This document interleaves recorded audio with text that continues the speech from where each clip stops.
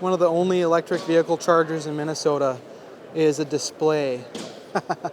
Today we are at the Upper Midwest Electrical Expo in Minneapolis, Minnesota. We are going to go through and check out some of the booths here, and specifically we're going to give the guys at Ideal and Wago a hard time about their connectors, and we're going to see if we can rip their connectors apart. So that's going to be a highlight, but in between we're going to go through and just check out some of the other interesting things that we found on the show floor. Let's get to it. Let me know what you guys think of this video and if you want me to do more like this in the future. So here we go, let's check out the booths here at the Upper Midwest Electrical Expo. And the first one we're checking out today is the Ideal booth. They make wire connectors and all sorts of tools, as you guys, I'm sure, are familiar with. But we're gonna do a fun test where we take some wire and put it together with different types of connectors, and I'm gonna do everything that I can to rip those connectors apart. So we'll start here. We've got a push style connector, a lever style connector, as well as a traditional wire nut style connector. We're starting at the Ideal booth, but then we're gonna go over to the Wago booth and do the exact same thing. Give a huge thumbs up to Ole, because he's my camera guy, and he was just holding his arms way up above his head, and his arms are getting tired already. So over there's the Milwaukee guys. They're seeming a little bit tired today. I went over and said hi, and they were kind of like, I want to take a nap. But anyway, so we're looking at the wire connectors here at the Ideal booth. One of the products that they were pointing out is this small wire connector here that's able to take 4 12-gauge conductors, which is pretty impressive when what you typically would see is this connector right here. So this little guy can do the exact same thing as this one. So it's got little wings on it so that you can pull it together, but if you need to, you can always take something to go ahead and connect onto that wire nut and tighten it as much as you would need to. The manufacturers do not require pre-twisting, but pre-twisting is obviously permissible. In addition to this connector right here, I'll link to these in the description, they've got their push style connectors, which are good for the solid conductors, of course. So you can push that in right there, and makes a good solid connection. And these right here, their version of the lever nut, and these are made in Europe. They've implemented several different design decisions in the making of this, one of which is the direction from which these levers open is a little bit better for certain situations, and it's a little bit easier to get a hold of just a single one versus some of the Wagos tend to be a little bit difficult to isolate a specific lever, which we're going to check out the Wago booth here in just a couple minutes. You can see we've got a spot to probe this for testing right there, as well as on the back side right there. And they've got samples available, which is super nice. Ole's job is to collect all the samples and put them in the backpack. So we're going to take one of their lever nuts right here, and we're going to put 2 pieces of 12-gauge wire into it, and I'm going to do everything that I can to snap this thing in half. Oh, another cool feature of these specifically is that you actually don't have to open the lever when you're using solid conductors. So if I take this right now, I should be able to just push this in, just like that. I did not have to open the lever in order to make that happen. All right, so here we go, 2 12-gauge pieces of wire. I'm gonna take this and see if we can break it. Ready? Oh, I did get it out. Okay. Oh, look, the other side fell out too. So very interesting test. Here's a push style connector. So push these in. 1, 2. Oh man, I don't know if I'm gonna be able to get this one. Oh, I got it. Okay, well, I was able to pull both of them apart. They were both very, very difficult to pull apart, but we were able to do it. Now we'll try a regular wire nut. We know for a fact that this is not gonna come apart. I'm just gonna casually tighten this on here. Nope, okay, that's not gonna go. No way, and that hurts a lot. All right, we are looking for the Wago guys. Here's the Klein pack out. This comes off. Wow, that's super cool. The feedback that I've gotten is you take it off, people are like, wow, oh, that's cool. The nice thing about that is then this, because it seems like when you want to open this here, like on a Milwaukee, or down here maybe a little bit further, it hits this back piece. Sure. So then you have to either slide it forward or whatever in order to make it actually work. Yeah. So This actually just literally came out. oh, where are the Wago guys? Oh, I see them. All right. Here they are. The Wago connectors. So they've got these lever nuts. They've got push style connectors down there too. So we had to steal some of these pieces of wire from the Ideal booth, sadly. But there's Knipex. Look, it's the Knipex booth. How's it going, guys? It's going pretty good. Got a young electrician in the making here. Yeah.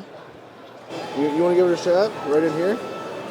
So see how it's got the curved part?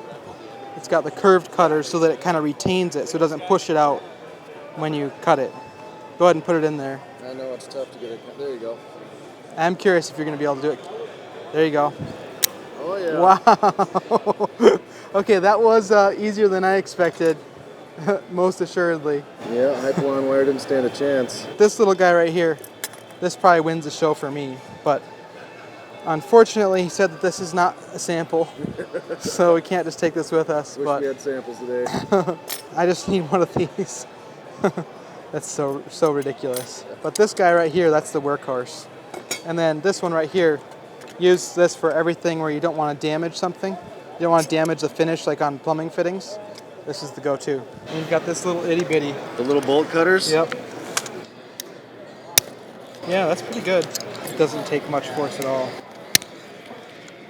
The other thing I wanted to ask the Knipex guys is whether or not it triggers you if these are called channel locks. Oof.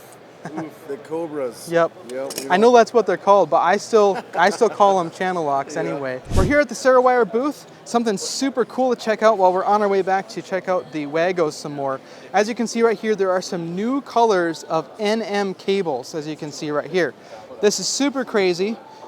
Going forward, confusion is going to be significantly reduced when you're grabbing wire out of the back of the truck or from the shop or what have you, because these additional colors are going to clarify that at a glance. And right here is the new color code that they are implementing. You can see we've got 14.2 up here, which is remaining white.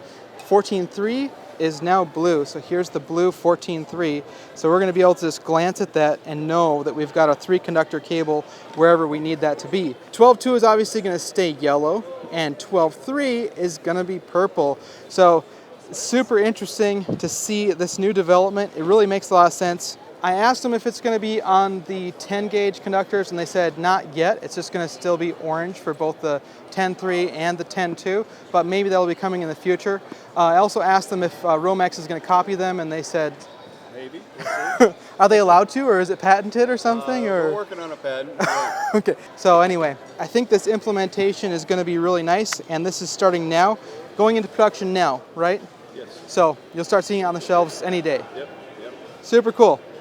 We made it back to the Wago booth with our Ideal wire samples here, and we're going to do a test on these guys here. Hopefully we don't get in trouble. Now right here we've got a just 2-conductor lever nut, and we're going to go ahead and attach that to 2 brand new pieces of 12 gauge wire. I am curious if we can push this in here without actually opening it. Let's just try it once. You can. Is that an official use that you can push it in like that? No? Okay. Technically that's not good. So we might have compromised this, probably not. Okay. So we're going to see if we can pull this apart the same way that we did at the Ideal booth here. Okay. We were able to get it. This is your standard push connector, right?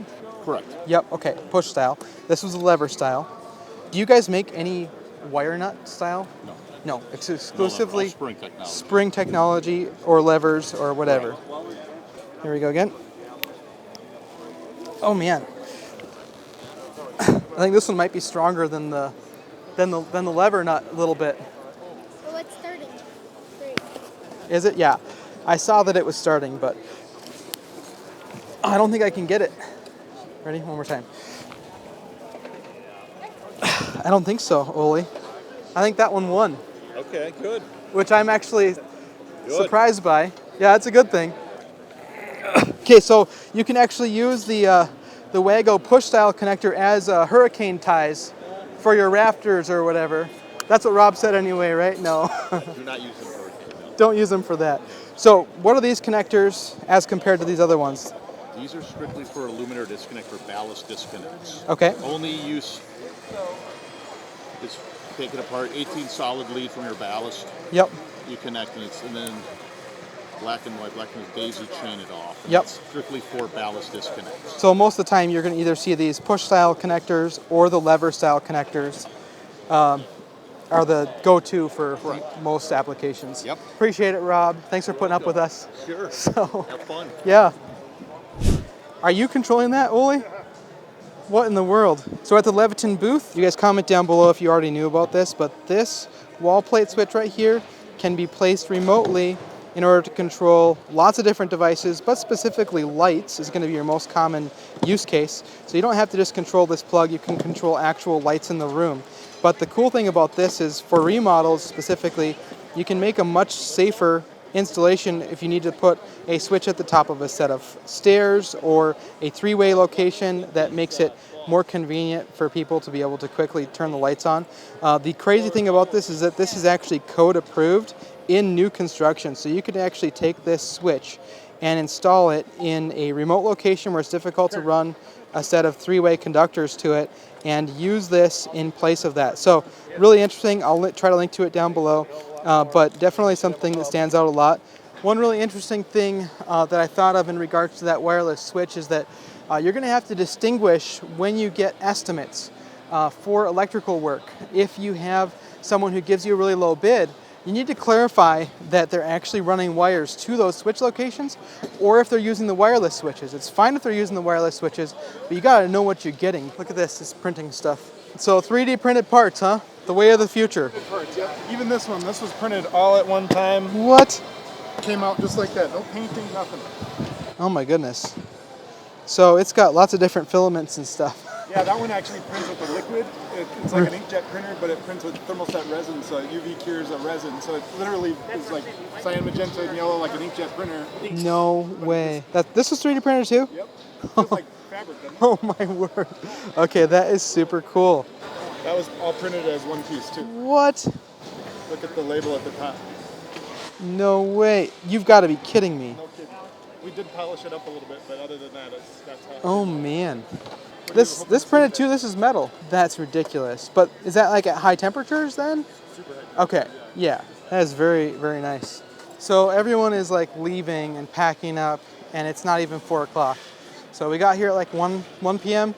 and it is now like 3:30 and everyone's acting like it's 5 on a Friday. Thank you guys so much for watching. If you found this to be useful or interesting, smash that thumbs up button, subscribe down below for more videos like this one, and let me know if you want me to do more videos like this in the future.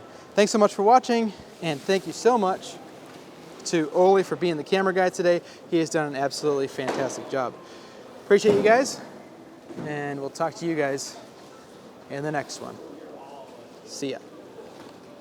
Now the real challenge is going to be getting back to the car. We parked like a really long ways away. So we're going to do an exit interview with Oli here. What did you think of the show? Was it worth coming? Mm-hmm. Why? Because I thought we got like more than $70 worth of stuff. Really? Yeah. What was the favorite thing that you got? Probably the Wago, fake Wagos, or the Wagos. Legos? What about the tape measure? Oh yeah, and that. And sunglasses. And sunglasses? Do you think we should come back next time? Yeah. I think that it's going to be like 2 years before the next one, supposedly, which makes me even more happy that we made the trek to come check it out. Look at this, is kind of a cool view. I saw her. I couldn't quite focus in. I didn't know. I didn't really have